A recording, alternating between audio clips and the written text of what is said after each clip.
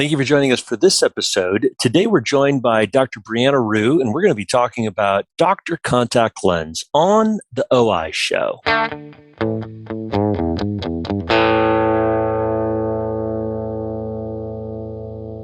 Well, thank you for joining us again for this episode. Today, as mentioned, we have Dr. Brianna Rhue.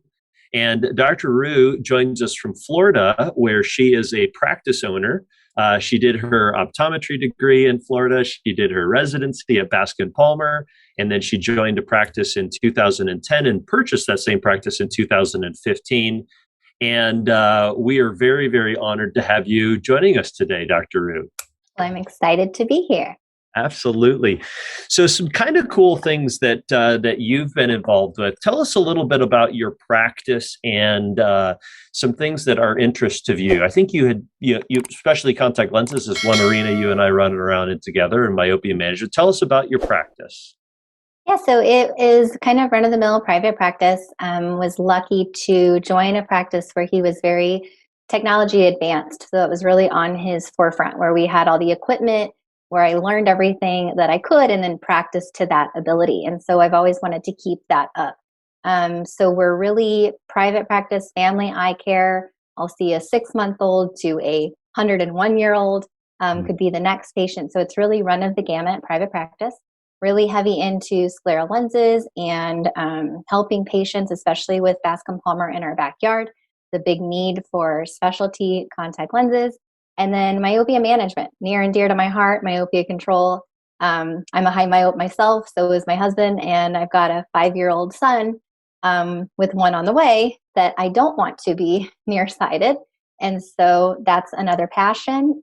And really, it's technology. So it's keeping us ahead of the game, being able to take care of our patients with the way that they're asking us to take care of them, and be there for them, and not kind of go into that dark hole and cry of why I just got, something for a prescription verification or somebody opened up next door to me. So it's really becoming the competition and keeping that attitude and really raising the boat for everybody in optometry. Mm-hmm. When we start talking about technology, there's practices that are out there that are incorporating technology, and they're just spending all sorts of money. And, the run-of-the-mill optometrists, like you and I both are, we do primary care. How is it that technology brings about a return on investment, right? You already moved into a practice, but is it the sort of thing where you're buying an OCT and it just makes you feel better about your practice? Or is there return on investment in all of this technology? And how do you go about that now that you're not just an associate, but that you've been a business owner for 6-7 years? Yeah, it's interesting. I always love the private practice side of things and actually the business side. So a lot of us are either scared of that side or don't dive into it. And when we're evaluating things, we only see this big price tag up front. So it's important that when you're looking at either a piece of equipment or a subscription service like my own, it's important to evaluate that ROI and see what that's going to bring you. And ask yourself when you're evaluating technology, whether it's equipment or something like an online scheduler or a contact lens ordering store, to really look at not what it's costing you today, but what it will cost you if you don't do it. So simple ROI, you've got 1,000 contact lens patients in your practice, and we're all letting $200,000 leak out of our door. So it's just getting more savvy with understanding our patient data and what that patient data is valued to us and using it. So that's how we have to move forward, or else we will get left behind. Yeah. So let's talk about contact lens technologies that are out there. So we think about the practice side of things, the seeing the patients, the topographers, those types of equipment. For you personally, what direction have you moved in towards for your standard soft contact lens patients? Are you still utilizing some of the older technology in soft contact lenses, or are you daily disposable? How do you incorporate that into your personal practice patients? Yeah, well, I always want them to hear about the latest and greatest from me. I don't want them to see an ad, come in and wonder why they're still wearing a lens from 4 or 5 or 6 years ago even. So technology is really advancing. So especially with the pandemic and more visual strain and those types of things. And obviously hygiene has become a huge thing. So we've Yeah. always been a big daily practice. One thing that we know is our contact lens patients are our MVPs. Those are our most valuable patients. And if we let that minus 320 something or 30 something walk with a prescription and they end up online, now they may be getting an online eye exam. So while we're all trying to get into this specialty care with dry eye and myopia control and specialty lenses and aesthetics and other things that we want to bring to our practice, where do you find that patient base? You find that patient base from your contact lens patients. And if you let that patient end up online, you've lost the mom, you've lost the dad, you've lost the grandma, you've lost the kids, you've lost your dry eye practice. So we can't forget about the core of these patients. We all see that maybe contact lenses aren't the most profitable thing for that box, right? But you've got to think longer term on what these patients, their lifetime value to our practices. Yeah. Yeah. So, you mentioned daily disposables. I too am a big fan of daily disposables, but how do you combat this question is that, normally the patient would spend, a couple $100 and get a whole year's supply. And now it's going to be $600, $700, $800 in some lenses to move a patient into a daily disposable. And I don't know if my staff can do that. So now the patient's just going to buy 1 or 2 boxes from me and maybe going to go somewhere else and might go shop around and stuff. So I might be losing some money by moving people into daily disposables because they're not buying them from my office. Yeah, so that's actually where Dr. Contact Lens comes in, right? So if you know that that staff member doesn't feel comfortable selling that, that's okay. But you need a reorder reminder and you need it to be easy. And so we wanted to build a program that was built from the patient perspective first, then the staff to make it easy, because we know staff implementation is really one of the hardest things that we're all up against. And then giving you some ROI on everything that you need in the practice. So when you sell that 6-month supply of dailies and that's out the door, you can absolutely grab that second order. And there's some things now with pay over time, buy now, pay over time, that are really helping us combat this issue. But again, it comes down to eye health. A lot of people are talking about, the environment and how important that is. And actually a daily is actually better for the environment. So you waste less plastic in a daily. And there's options out there to kind of start in a basic one and then upgrade them over time. So nobody is going to remember 50 to $100 on what they spent last year. So you can kind of step them into this and step them up. And it gives you a longevity to do that with all the lenses that we have. Yeah. So if you don't know this about Dr. Rhue, she's got this company called Dr. Contact Lens, which is a technology company which helps us in our practice getting our patients to buy their contact lenses and stay with the office. So give us a little backstory here. You and a classmate, if I remember learning about this correctly, just were kind of getting sick of something in practice. So tell us about this pain and how you went about easily solving it. I wouldn't say I'm sure it was very easily, right? it. Just he went out and quick made an application and just that fixed everything. Totally. Yeah, my co-founder, Jennifer Tabiza, and we went to school together. And she moved to LA. I stayed in Florida. And we both have a different mindset when it comes to practice. So it was really interesting, me being more medical-based, her being more patient-facing, loving frames, and that side of it brought us together. And really what we got sick of was that patient that sits down in your chair, and before you even say hello, they ask you for a copy of your prescription. And anything that I say after that is going to be defensive. And so we wanted a way that I could fight back, that my staff could fight back, where we're giving that patient that little bit of control that they're asking for. So she called me I think I was 9 months pregnant at the time. And she said, "Hey, Bree, you want to build an app where our patients can order from us?" And I was like, well, yeah, this shouldn't be too hard, right? We'll have this done in 2 months. Well, 4 years later, here we are.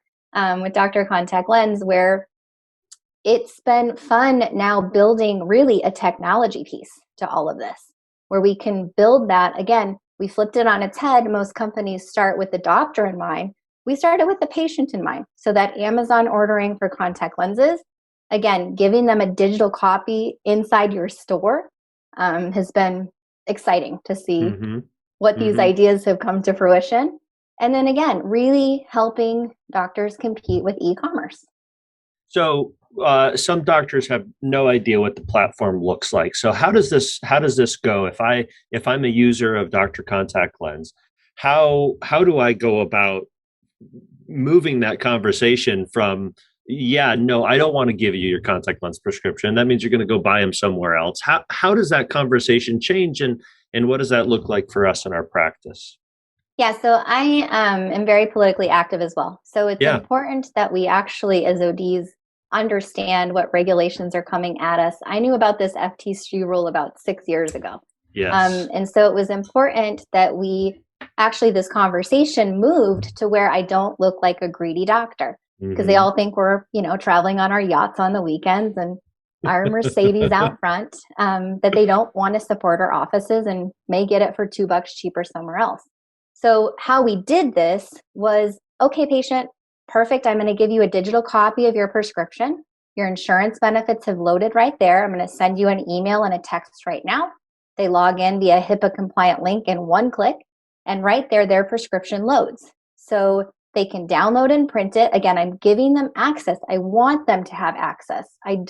It's their data, right? It's their record. They should have access to their record. They are a patient. They're a Mm-hmm. healthcare consumer, right? So that's where the conversation drives. I haven't written a paper copy or given a paper copy of a prescription in over 4 years. So just like Space Mountain dumps us off in the gift shop, right? That's where their prescription is living, right in the gift shop. Download and print it, or click, hey, ship it to my house, type in their credit card information and click order. And then they can go through a 12-step process and a verification somewhere else, or see that we're right in line with what the others are charging. Their insurance benefits have loaded right there. And you can win those sales between 50 to 90% of the time, depending on how you present it. Mm-hmm. Mm-hmm. So from the patient's perspective, this just looks like it's an extension of your practice, kind of like your electronic record system, but you happen to have an optical in your store. You've got a contact lens ordering option right there. So is it, what are my steps as a practitioner that I have to go through to do this? Is it something where I have to upload it into a new system? I have to go type it in. I have to put in the expiration dates, or how does that all work as far as electronic record systems and so forth? Yeah, so we're integrated with 3 electronic medical records at the moment, and we're breaking ground on 2 more. What are the ones that you're in right now? Yeah, we're in with Crystal Practice Management, Mm-hmm. Revolution, and with OfficeMate Exam Writer. Mm-hmm. And then there's others coming soon. And Yeah. then if you don't use a distributor, so the way that it works on the integrated platform, I type the prescription in, it pulls into the doctor contact lens portal, and then you can invite the patient or order for the patient right then and there. And so I think one thing that people don't understand is it's a 28-step process from start to finish to order a single box of contact lenses for one patient if you ship it back to your office. And with Dr. Contact Lens, that all loads right then and there. Invite the patient, or you also can order in 2 easy clicks. And the Mm-hmm. important thing to remember, especially on either the integrated version or the non-integrated version, so let's say you don't integrate with one of those softwares, you're still going to either a distributor or the manufacturer to type in all this same data. But you're Mm-hmm. not creating a database. So you're giving this data away, not realizing how valuable it is. Mm-hmm. So when I go to the distributor to place an order, I lose all that information. Mm-hmm. I know exactly when the patient's due to reorder. I know exactly when the patient's due to come back and see me. But we're not tracking all of this because our EMRs sometimes we can get it out, but most of the time we can't. And then we can't do anything with it. Mm-hmm. So is what you're doing like a distributor? Are you so we work with ABB or WVA or OOGP, or there's several distributors that are out there. So does that mean that we would move away from using a distributor if we did Dr. Contact Lens? That's what a lot of people might ask, right? Yeah. No, it's actually your distributor. So we're Hmm. integrated with two at the moment, hopefully breaking ground on the other two soon. Um, but once you click order in Doctor Contact Lens, it sends the patient the tracking information, which is also important because, Hmm. again, you want to keep these things out of your office.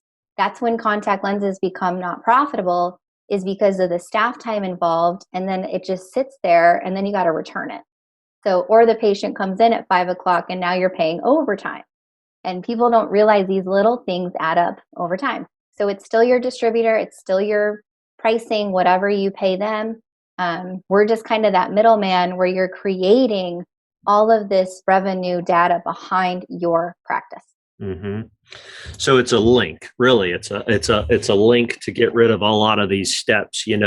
One of the really cool things in practice management that I think not many of us do is to walk through the touch points that things go through, right? And it's so cool. I didn't know it was 28 steps. I knew it was a lot, and then we're battling over trying to keep our patients, to make a certain profitability. So let's say that I had an interest in making a $200 profit on a box of contact lenses, and that person can get that same box of contact year supply of lenses, and they can get that same product from somewhere else far cheaper than me. What is it that makes it so beneficial to order it from me?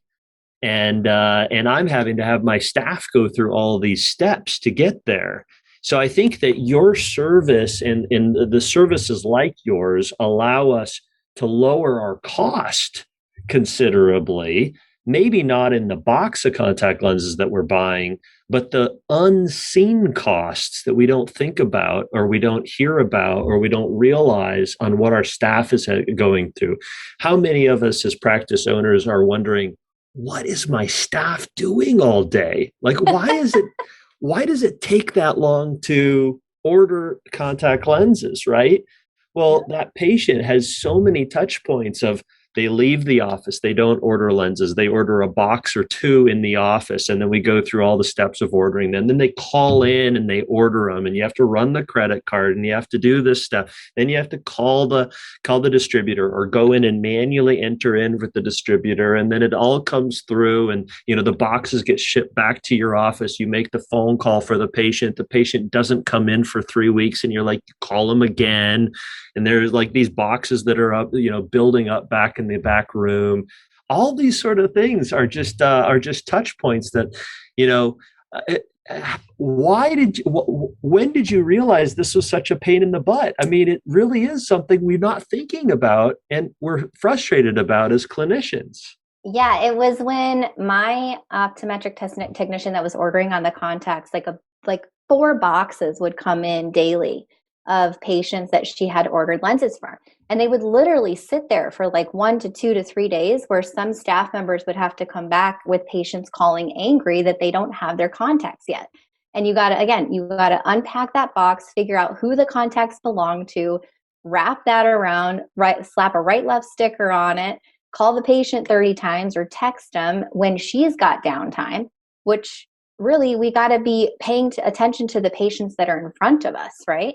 So, and really going after that. And that's where I was like, well, there's got to be a better way. Yeah. Um, so that's where we've helped the patient process too. And it's important to remember, we don't all order on Amazon because it's cheaper. We order on Amazon because it's convenient. So we've done that same process. And when we all put these dead links on our website, nobody's going to remember westbrowardeyecare.com at 9:30 at night, right? My office is closed. Nobody's there to take your order. And they're never going to remember my website to go order it.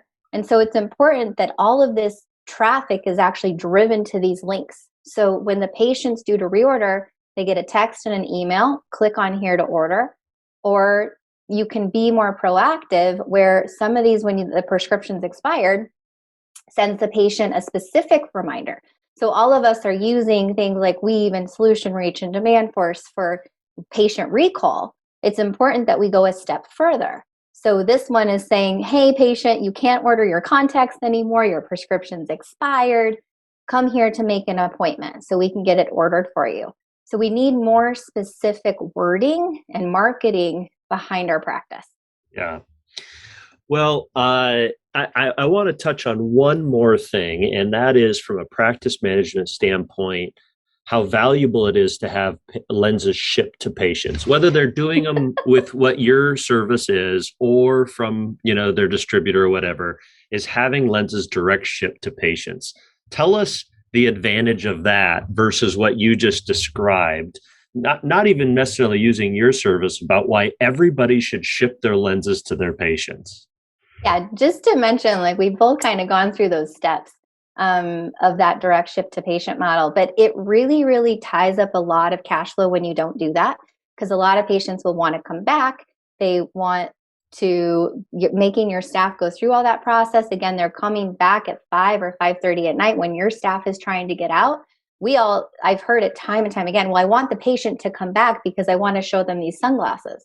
Well, did you ever see any one of your staff members at 5:15 pick up that frame and say, "Hey, you got some more time with your two screaming kids behind you to pick up your contacts?" So literally, like people are throwing lenses at people through the door trying to get to pick up their own kids. So direct ship to patient, it solves so many bottleneck problems, and it actually makes you more money.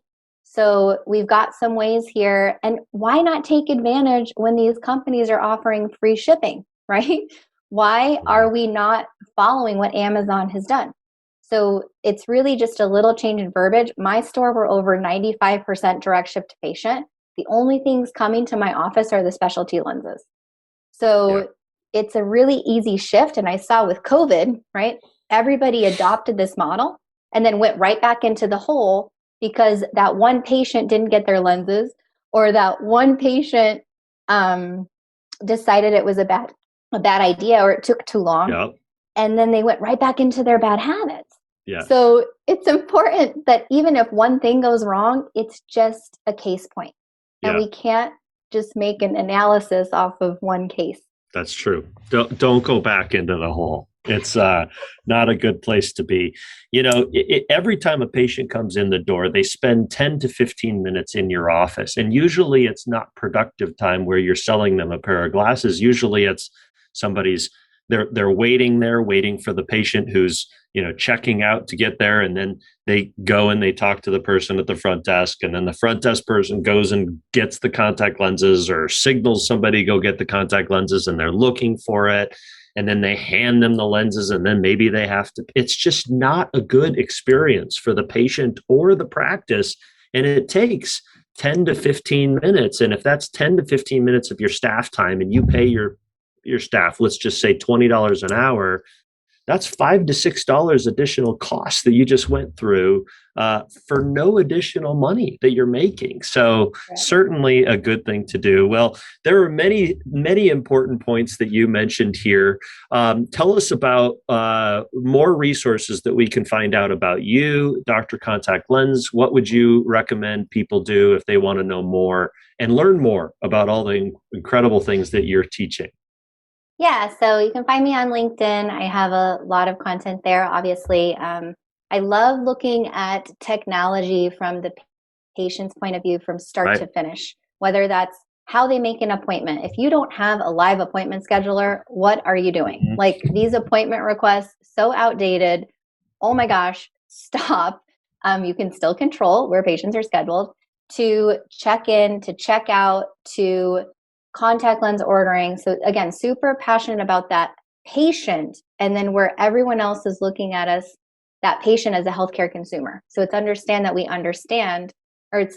understand how patients are being looked at by other companies. Really find out about Dr. Contact Lens. You can go to drcontactlens.com. You can also request a demo there. And you can also go to info.drcontactlens.com/doctors. And that also gives you a little video about what we do. And again, it comes back to evaluating technology of we're getting, subscription burnout, right? How many subscriptions can we add to our practices?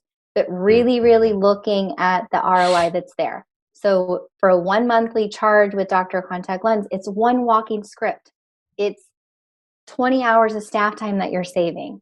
It's all these other little things. And what happens with ODs is We're slow to make decisions. We're slow to pull the trigger.